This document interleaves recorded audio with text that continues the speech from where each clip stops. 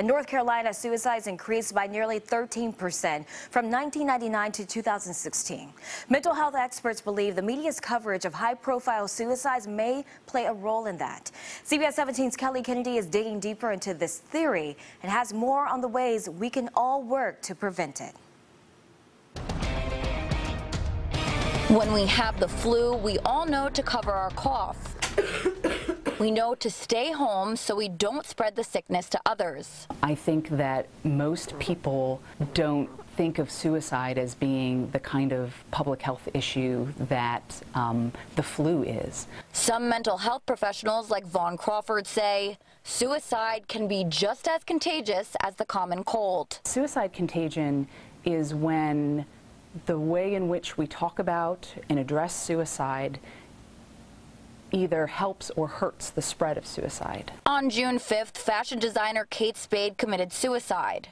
Just 3 days later, celebrity chef Anthony Bourdain took his own life. People who might already be struggling can look at celebrities, especially who have money and fame and things in theory that we all want.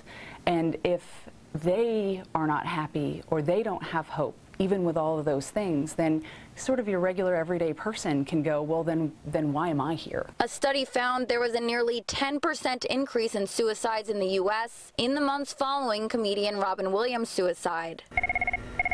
But talking about suicide is not always a bad thing.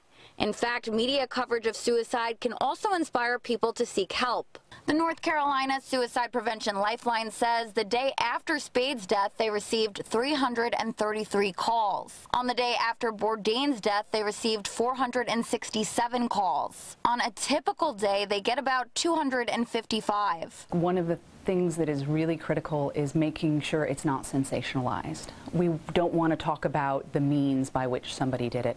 We don't want to guess about motives. I've experienced the power of suicide contagion firsthand. My best friend Stephanie Goot made a joke about Kate Spade's death. 3 weeks later, Stephanie took her own life. To my surprise, Crawford says this is not uncommon.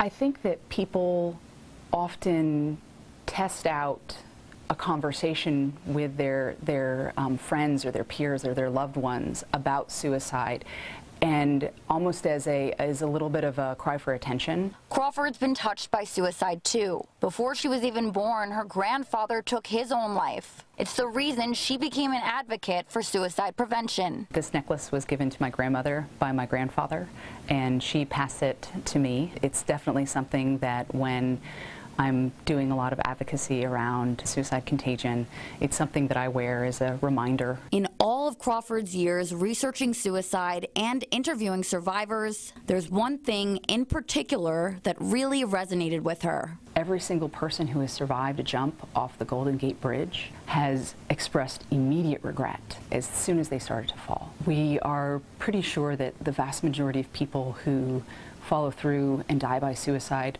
that's not the way they wanted their lives to end. If you are struggling with suicidal thoughts or depression, tell someone. You can call the National Suicide Prevention Hotline. You can even just pick up your phone and send them a text.